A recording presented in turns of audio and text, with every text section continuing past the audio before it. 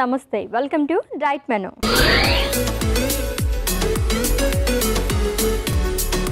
So ఈ week మొత్తం కూడా మనం health benefits of see food గురించి మాట్లాడుకుంటున్నామండి.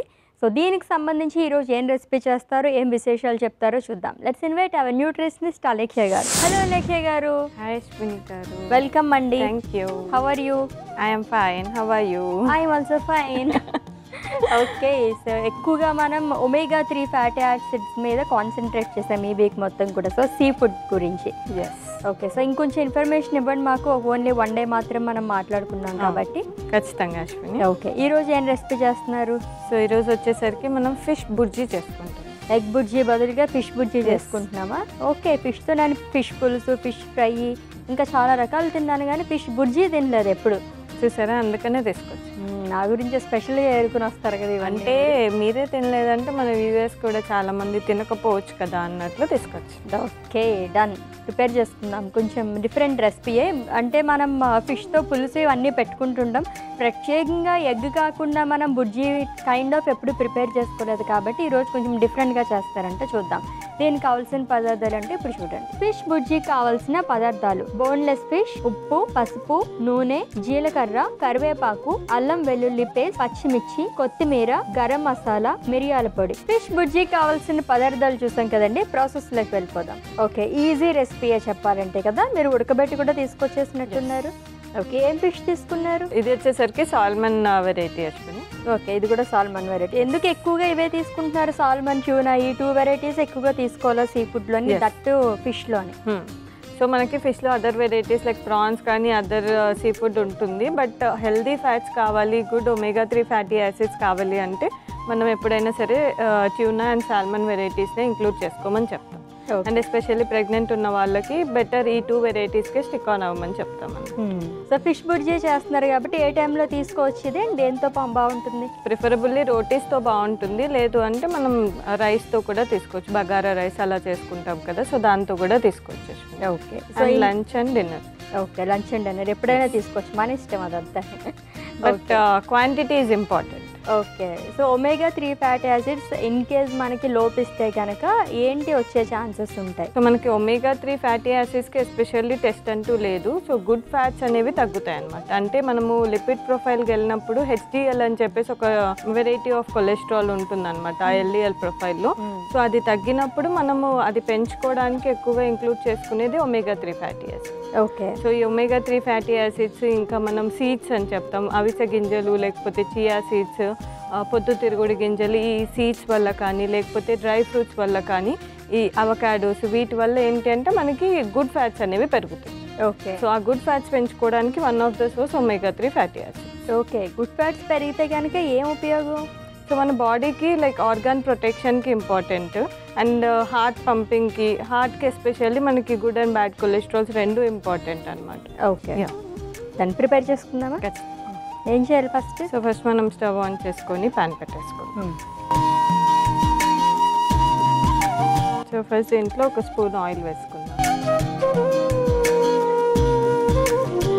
సో మనకు ఆయిల్ కొద్దిగా వేడెక్కాలి. ఇన్ కేస్ దీంట్లో కావాలనుకుంటే మనం ఉల్లిపాయలు, స్ప్రింగ్ ఆనియన్స్ అలాంటివి కూడా యాడ్ చేసుకోవచ్చు. వెజిటేబుల్స్ కావాలనుకుంటే బ్రోకలీ కానీ చిన్నగా చాప్ చేసేసుకొని యాడ్ చేసుకుంటే కూడా మంచిది.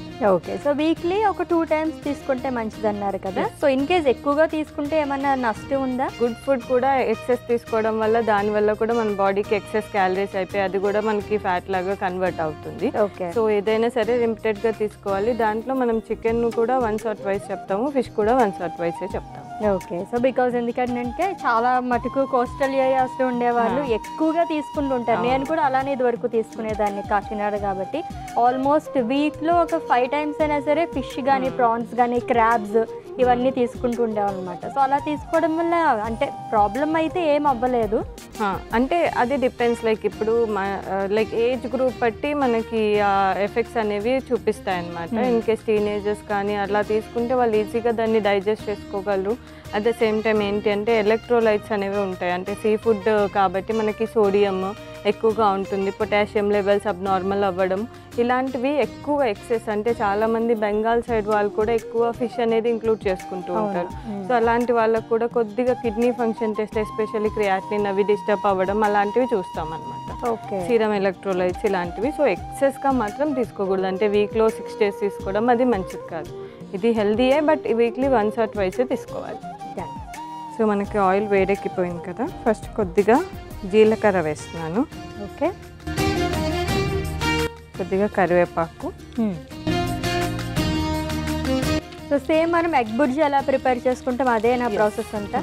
ఓన్లీ ఎగ్ ప్లేస్లో ఫిష్ తీసుకొచ్చారు. అంటే ఫిష్ చాలామంది ఫ్రై వెరైటీసే ప్రిఫర్ చేస్తుంటారు, బట్ బుర్జీ లాగా కూడా బాగుంటుంది. చూద్దాం. ఎస్. సో నెక్స్ట్ వచ్చేసరికి కట్ చేసిన పచ్చిమిర్చి వేస్తాం. ఓకే, అండ్ దీంట్లోకి కొద్దిగా పసుపు, కొద్దిగా గరం మసాలా. ఓకే, లైట్గా వేస్తున్నాను. మనకు ఆయిల్లో ఫ్రై అయినప్పుడు కొంచెం టేస్ట్ మారుతుంది. సో లైట్గా వేసుకొని మళ్ళీ ఫిష్ యాడ్ చేసుకున్నాక యాడ్ చేస్తాం. ఓకే, ఆల్రెడీ ఉడకబెట్టి ఇలా బుర్జీ టైప్లో చేసి పెట్టుకున్న ఫిష్ని యాడ్ చేస్తాం. డన్.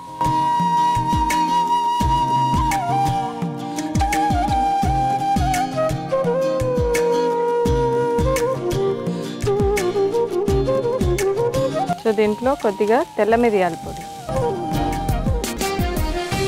కొద్దిగా గరం మసాలా, కొద్దిగా అల్లం వెల్లుల్లి పేస్ట్. ఓకే,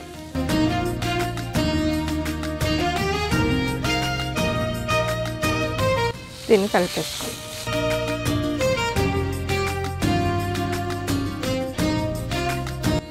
ఎత్తారు.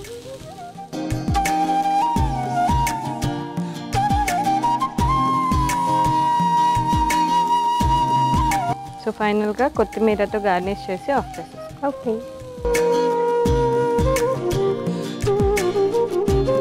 ఇట్స్ ఎ మ్యాండేటరీ ఇంగ్రీడియంట్స్ అన్నిట్లోకి కదా.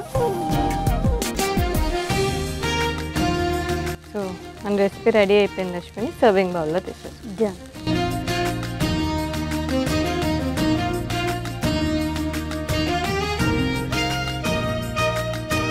సో మన ఫిష్ బుర్జీ రెడీ అయిపోయింది అశ్విని, టేస్ట్ చేస్తాం.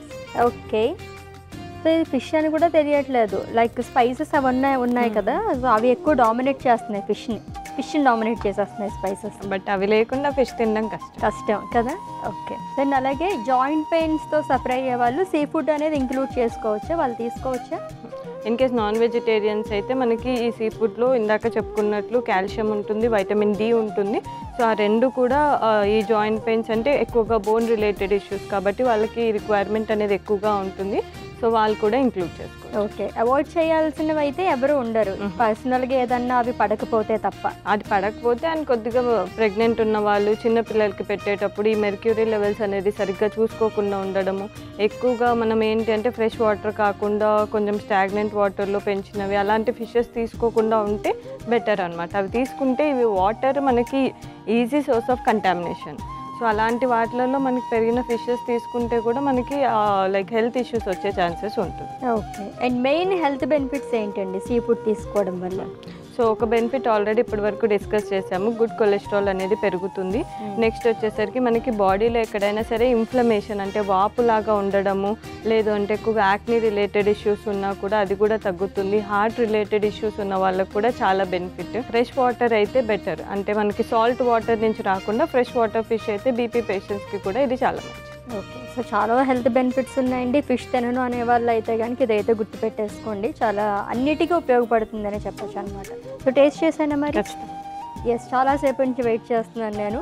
ఫిష్ బుర్జీ టేస్ట్ చేసే ముందు దీనికి కావాల్సిన పదార్థాలు, తయారీ విధానం ఒకసారి చూద్దాం. ఫిష్ బుర్జీ కావాల్సిన పదార్థాలు: బోన్లెస్ ఫిష్, ఉప్పు, పసుపు, నూనె, జీలకర్ర, కరివేపాకు, అల్లం వెల్లుల్లి పేస్ట్, పచ్చిమిర్చి, కొత్తిమీర, గరం మసాలా, మిరియాల పొడి. ఫిష్ బుర్జీ తయారు చేసుకునే విధానం: ముందుగా స్టవ్ ఆన్ చేసి పాన్ పెట్టి అందులో నూనె వేసి నూనె వేడెక్కిన తర్వాత జీలకర్ర, కరివేపాకు, పచ్చిమిర్చి, పసుపు, గరం మసాలా, ఉడికించిన ఫిష్ ని వేసి కుక్ చేసుకోవాలి. ఇప్పుడు అందులో మిరియాల పొడి, గరం మసాలా, అల్లం వెల్లుల్లి పేస్ట్, ఉప్పు వేసి కలుపుకొని మళ్ళీ కొద్దిసేపు కుక్ చేసుకోవాలి. ఇప్పుడు కొత్తిమీరతో గార్నిష్ చేసుకుని సర్వింగ్ బౌల్ లోకి తీసుకుని సర్వ్ చేసుకోవాలి. అంతే, fish bhurji ready. Fish bhurji కావాల్సిన పదార్థాలు అలాగే తయారీ విధానం చూసాం కదండి. టేస్ట్ చేసి ఎలా ఉందో చెప్తాను.